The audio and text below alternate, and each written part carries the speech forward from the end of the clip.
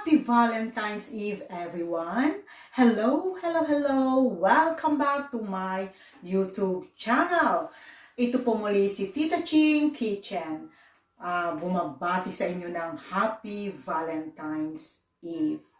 Okay, so bago ang lahat po, kung bago ka lang or napadaan ka lang dito sa channel ko, please subscribe, like, and share, and hit the notification bell para po kayo laging updated sa mga videos na i-upload ko. Okay, so ngayong gabi po ay magluluto po tayo ng salmon. Ayan, so samahan niyo po ako guys sa aking lulutuin na salmon. Okay guys, so ito na po ang ating mga ingredients sa ating Tuscan Salmon Recipe. Ito po. Meron po tayong 4 pieces of salmon fillet. Ayan. Mayroon din po tayong 3 cups of baby spinach. 3 cups of baby spinach. Ayan. Gagamit din tayo dito ng sun-dried tomato. Ayan. 1/2 cup of sun-dried tomatoes. And 5 tablespoons of Parmesan cheese. Ayan. Okay, at gagamit din tayo ng whipping cream. Ayan. Whipping cream po. Gagamit tayo niyan. At garlic. Yan. Gagamit tayo ng garlic. 1 piece of onions. Chop-chop ko lang yan, guys.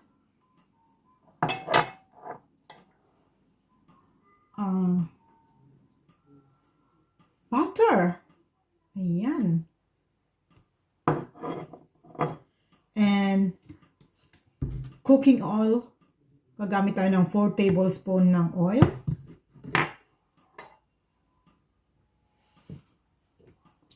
Salt and black pepper.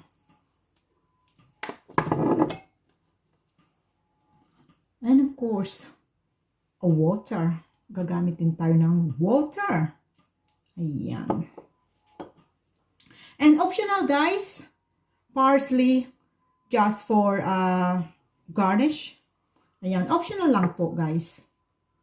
Ayan. I-rub lang natin. I-rub. Ayan.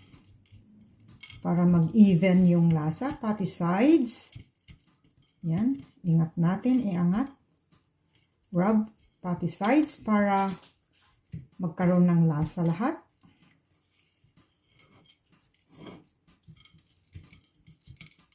Ayan.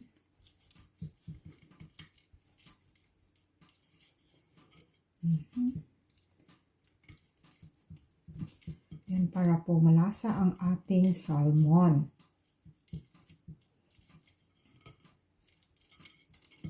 Ayan.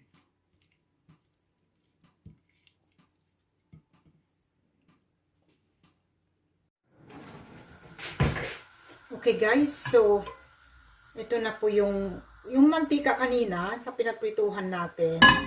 Nag-iwan lang ako ng konti. Kasi maglalagay pa naman tayo ng butter.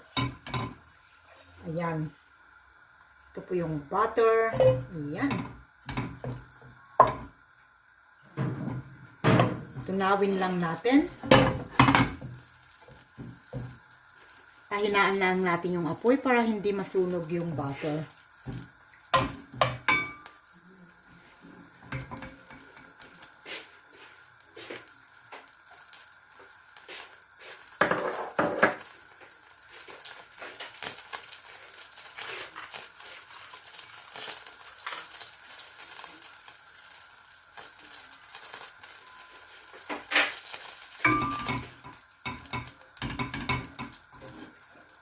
Ayan. So, habang natutunaw, ilagay na rin natin yung bawang. Ayan. Inuna ko po ngayon yung bawang. Normally, lagi kong inuuna yung aking onions. But for this recipe, sadya ko pong inuna ang aking bawang para malasahan natin. Lasang-lasa yung bawang. Yan. Kasi yun ang gusto nating ma-achieve, your lasang bawang.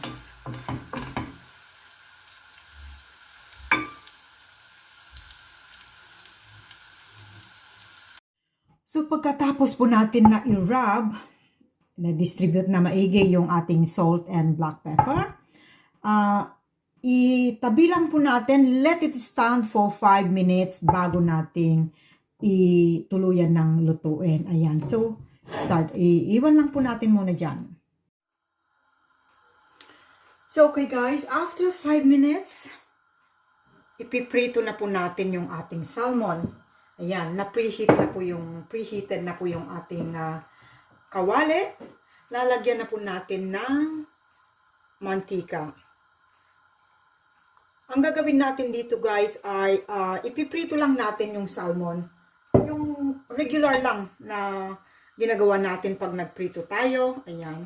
So pabayaan lang muna natin na iinit yung mantika. Ayan. Ayan. Isa-isahin na lang po natin na ilagay.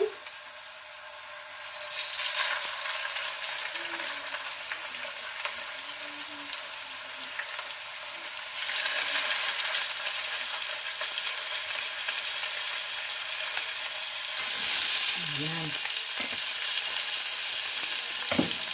So, once na naluto po yung kabilang side, babalik na rin po natin at tuloy-tuloy na lang po natin na lutuin yung other side. Ayan.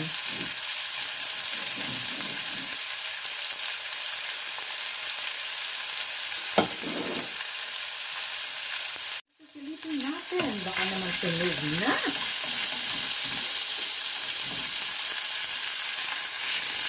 Okay, yeah, tama lang.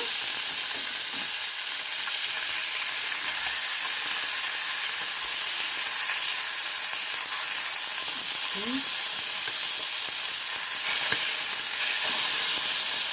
Balik pa rin po natin.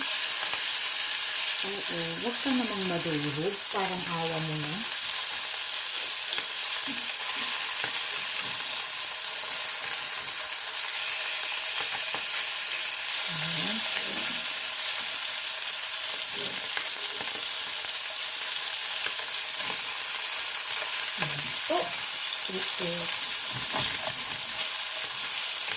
Ayan, brown na siya. So, tuloy-tuloy lang po natin lutuin yung kabilang side. Don't worry kung hindi siya masyado pang luto kasi lulutuin pa naman natin maya-maya lang. With all the sauce and cream.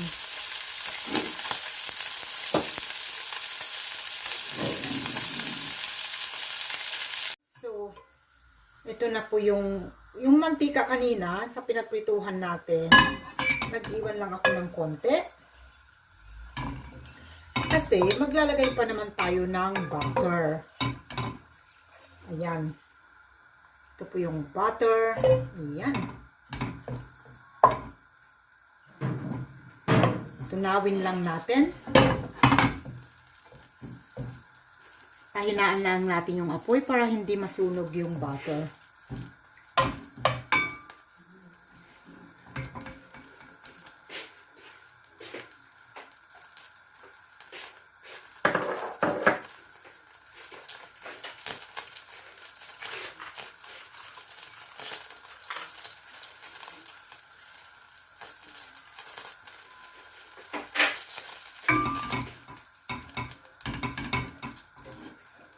Ayan. So, habang natutunaw, ilagay na rin natin yung bawang. Ayan.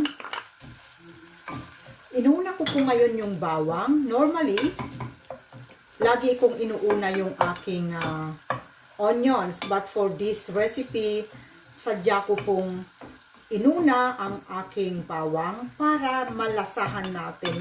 Lasang-lasa yung bawang.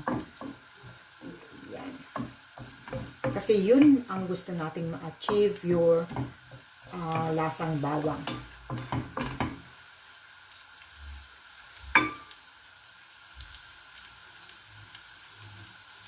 Igisa lang natin. Tuloy-tuloy lang po natin igisa. Parang yung normal lang na paggisa. Ayan.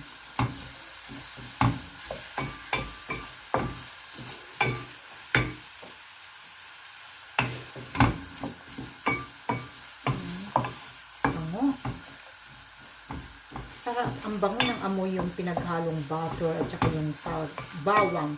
Ayan, so makikita nyo na guys, nag-brown-brown na yung bawang. Ayan. So dahil translucent na yung ating onions, ayan, ilagay na natin yung ating sun-dried tomatoes. Ayan. So igisa lang natin.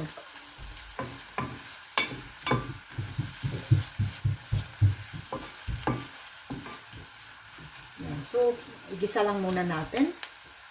Bayan lang muna natin. After po ng 30 seconds na paggisa do sa sun-dried tomatoes, lalagyan po natin ng water or tubig para po ma-extract na po yung mga flavors, yung mga ingredients na to. Ayan. So, pabayaan lang natin dyan na kumulo, guys. So, pabayaan lang muna natin na kumulo. So, tatakpan lang po muna natin. Ayan. Okay, guys. So, ayan, kulong-kulo na.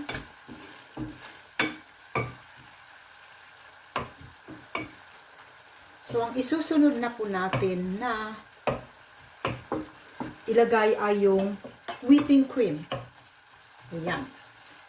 Lagay na natin yung whipping cream. Ayan. Pero saglit lang po. So, yan lang natin na kumulo konti. Konti lang. Bago natin ilagay yung ating Parmesan cheese. Ayan. So, takpan po ulit natin. Ayan lang. Kumulo ng konti. Ayan. So, kung nakikita nyo guys, kumukulo. Ayan guys, ilalagay na po natin yung ating Parmesan cheese. Yan. Ito po ang lalong magpapalasa sa ating salmon. Ayan. Okay. Yan, sumalapot na siya, lumapot na siya guys. Okay. So, yan lang muna natin na kumulo konti para matunaw yung Parmesan cheese. Okay. So, ang isusunod po natin na ilagay ay yung ating baby spinach. Okay. Yan. Mukhang marami lang. Mukha siyang marami, pero pag nag-shrink na to, tamang-tama lang yan, guys. Pag nag-shrink na yung ating spinach. So, ating lang ganyan.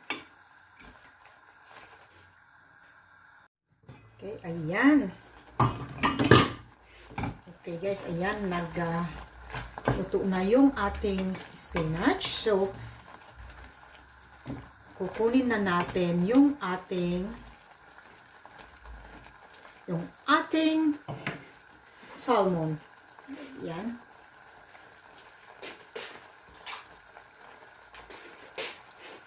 Papaibabaw na natin.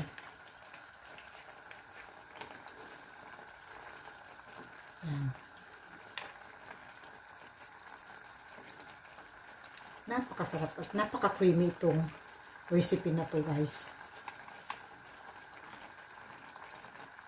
Okay. Yan. So, pabayaan lang natin na kumulo. Konti. Kumulo pa. Yan.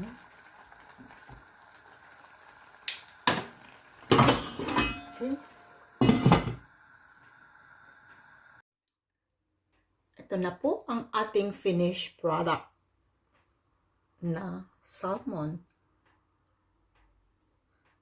Yan. Napaka-creamy.